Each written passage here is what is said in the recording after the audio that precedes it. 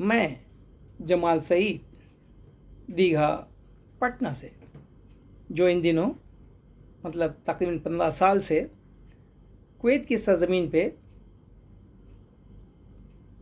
Kuwait refinery में काम कर रहे हैं।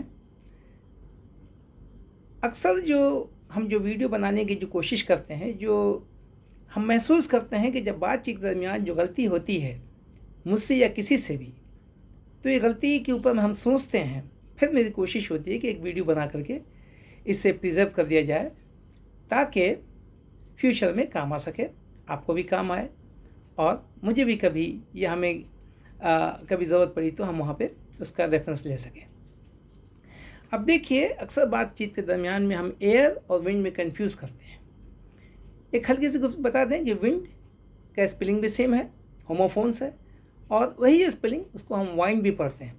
घड़ी में अगर चाबी देना है तो कहते हैं वाइंड, और हवा अगर बह रही होती है तो कहते हैं विंड।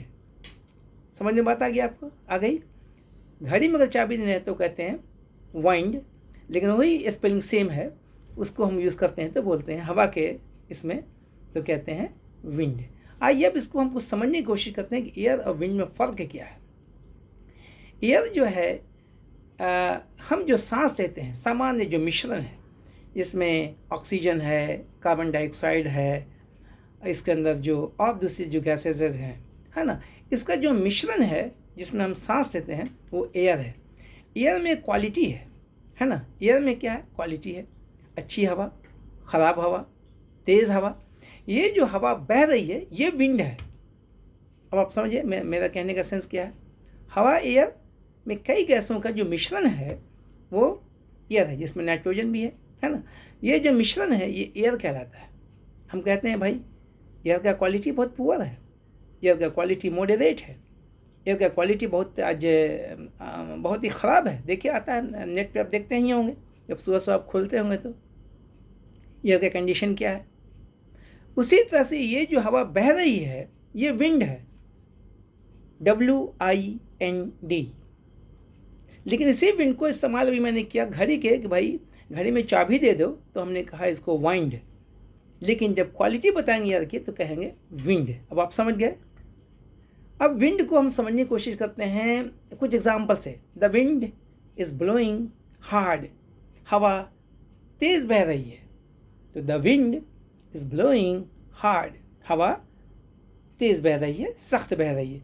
इसी हवा को अगर कहेंगे हवा जो है अच्छी हवा बह रही है, तो हम कहते हैं द जेंटल ब्रीज।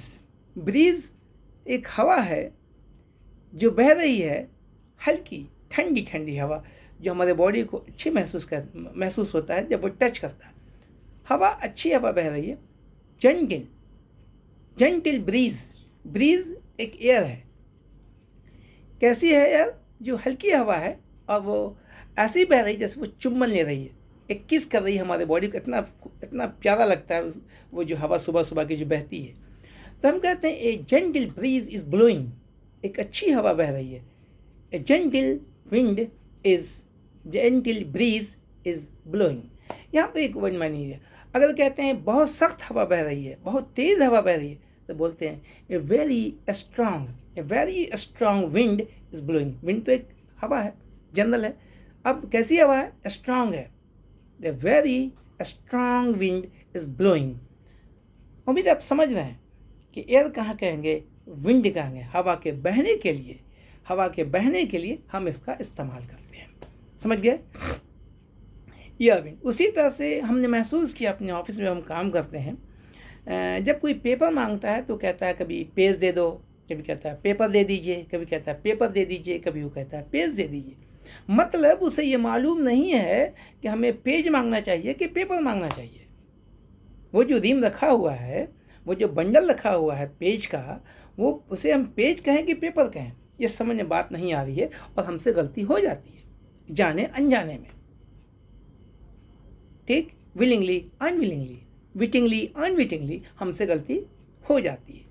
तो अब ये समझना ये है कि हमें कहाँ पेपर और कहाँ हमें पेज कहना चाहिए। हम अगर एक पेज मांग रहे हैं तो वो पेज है, पेपर नहीं है, एक पेज है। 2 पेज दीजिए, 3 पेज दीजिए, 50 पेज दीजिए, 100 पेज दीजिए, 20 पेज दीजिए, उसकी ज़रूरत है। जो A4 साइज़ में हम जो लेते हैं इसमें वो पेज है, कॉपी का एक पेज है, पृष्ठ एक पेज है। लेकिन पेपर जो है, पेपर से पेज बनता है। एक पेज दीजिए जिससे हमको 2-3 पेपर बनाना है। एक पेपर दीजिए जिससे हमें कई पेपर बनाना है, कई पेज बनाना है। एक पेपर दीजिए जिससे हमें कई पेज बनाना है। 2-3 जो पेज है हम उससे बना लेंगे। हमको एक पेपर दे दीजिए। तो पेपर जो है बड़ा साइज़ है। इसको कह सकते हैं कि the material use for writing, the material use for writing, है ना। अब वो डेमाई साइज़ भी हो सकता है, वो A4 साइज़ भी हो सकता है, वो A3 साइज़ भी हो सकता है, वो लेटर पैड जैसा भी हो सकता है, वो डायरी भी हो सकता है। उसका हमको एक पेज दे दीजिए। अब आप समझे ना, ये पेज है जो आप मांग रहे हैं। लेकिन अगर एक ऐसी चीज़ मांग रहे हैं, जैसे आप देखते होंगे कि आप जो पेपर पढ़ते हैं, जो न्यूज़पेपर है, न्यूज़ पेज नहीं लिखाता है, क्या लिखाता है? न्यूज़पेपर। अब आप पेपर समझ गए होंगे कि बात ना कहें। एक बड़ा हमें पेपर दे दीजिए, इसको हमको कई पेज निकालना है। तो हम कह सकते हैं the material use for writing, the material use for writing drawing one piece of paper is called sheet. एक शीट है, एक बड़ा शीट है जिसको हमको काट के या जैसे भी हमको 2-3 पेपर बनाना है, 2-3 पेज बनाना है। हम भी कंफ्यूज कर जाते हैं बोलने के दरमियान।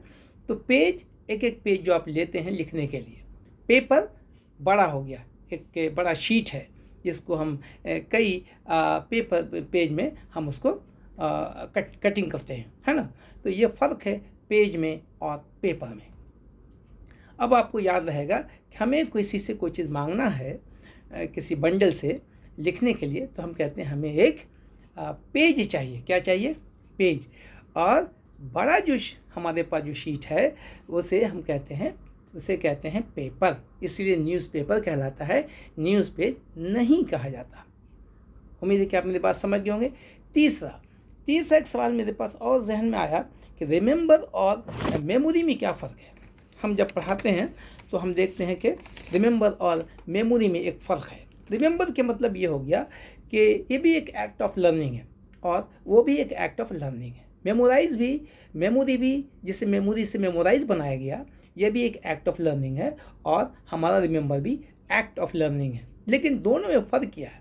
अक्सर देखते हैं बच्चे को जब टीचर पढ़ाता है तो बोलता है मेमोर करो, मेमोराइज करो, रिमेंबर करो। अब इसे ये समझ पूरी तरह से नहीं आ रही है, यानी कि उसका कंसेप्ट जो है पूरा क्लियर नहीं है, वो खुद कंफ्यूज हो रहा है। इस कंफ्यूजन को दूर करने के लिए हमने एक वीडियो बनाने की कोशिश की। अब देखिए, अभी हम एक एग्जांपल दे रहे हैं आपको, उससे आप समझिए। I can not remember where I put my keys. मुझे याद नहीं आ रहा है मैंने चाबी कहाँ रखा है। मुझे याद नहीं है, यानी याद नहीं आ रहा कि मैंने चाबी कहाँ रखी है। I can not remember where I put my keys. याद नहीं आ रहा है। मुझे उम्मीद है कि मुझे ये लफ्ज़ कल याद रहेंगे। देखिए, I hope I remember these words tomorrow. I hope I remember these words tomorrow. मुझे उम्मीद है कल ये अल्फाज मुझे याद रहेंगे। मतलब I will not forget it tomorrow, यानी कल हम नहीं भूलेंगे। आई विल रिमेंबर इट, भाई भूलना मत, इसको याद रखना, कल इसको लेके आना है। You will remember it tomorrow, you will get it back. समझ में बात आ रही है? तो ऐसी चीज़ें जिसको याद रखने के लिए कहा जा रहा है कि आप भूलेंगे नहीं। मुझे उम्मीद है कि मुझे ये लफ्ज़, ये वर्ड्स, ये शब्द याद रहेंगे कल, तो वहाँ पे रिमेंबर यूज़ करते हैं। जब हमको कहना होता है कि मैंने अपने कीज़ कहाँ रख दिया, मुझे याद नहीं आ रहा है, मैं भूल गया, रिमेंबर कर रहे, रिमाइंड कर रहे, लेकिन याद नहीं आ रहा है, I can not remember it where I put my keys. यहाँ लगा रहे हैं रिमेंबर। अभी जब अल्फाज जो मैंने आज बेटा पढ़ाया है, कल भूलना मत, जो आज मैंने पढ़ाया है उसे भूलना मत, कल फिर पूछेंगे, यहाँ यूज़ हो रहा है remember. Tomorrow I will ask this question, what you have learned today, so don't forget it tomorrow. So tomorrow I will ask, so don't forget it, remember it. Tomorrow I will ask, remember it. ध्यान में रखो, याद रखिए, कल पूछेंगे। समझ बात आ गई? मेमोराइज क्या कहते हैं? ये भी एक एक्ट ऑफ लर्निंग इंफॉर्मेशन है। मेमोराइज मीन्स जो पढ़ाया जा रहा है उसको दिमाग में रखो, जो पढ़ाया जा रहा है उसे दिमाग में रखिए। मतलब द एक्ट ऑफ लर्निंग, ये to memorise means to learn something by heart, to learn something by heart, यानी पूरे दिल से उस चीज़ को याद कर जाइए और दिमाग में रखिए। It can be recalled perfectly from memory. अब इसका एग्जाम्पल से समझेंगे। मुझे इम्तहान के लिए इस वोकैब के लफ्ज़ों को याद करना होगा, है ना। देखिए एक सेंटेंस, देखिए मैंने क्या कहा, इसे अपने माइंड में याद करके रखना होगा कल एग्जामिनेशन के लिए। मतलब ये हुआ कि आई नीड टू मेमोराइज, इसको माइंड में रखना होगा। आई नीड, मुझे ज़रूरत है इसको याद रखने का। कल एग्जामिनेशन में पूछेगा तो क्या करेंगे, I need to memorise this vocabulary words for the test. कल जो टेस्ट है उसके लिए ये सारे अल्फाजों को मुझे याद करना होगा, मेमोरी में रखना होगा, यहाँ रिमेंबर नहीं होगा। I remember, I need to remember this vocabulary for the test और फॉर द एग्जामिनेशन, नो, गलत है। मेमोराइज, मेमोरी में रखना, मेमोरी से बना मेमोराइज, वर्ब हो गया, है ना। तो मुझे इसको मेमोरी में याद करना। हम अपने बच्चों को पढ़ाते हैं तो क्या बोलते हैं, बेटा मेमोराइज इट, ब्रेन में रखो, है ना। कल एग्जामिनेशन में ये पूछेगा, रिमेंबर नहीं बोलते हैं, रिमेंबर कब बोलेंगे, याद रखो कल। अब हो गया I need to memorise this vocabulary for the test, ठीक है, मेमोराइज। तो उसी तरह से ये कुछ अल्फाज थे जो मैंने आपको अभी बताने की कोशिश की। होप कि आप मेरी बात समझ गए होंगे। आप भी इसको इस्तेमाल कीजिए और इसको समझने की कोशिश कीजिए।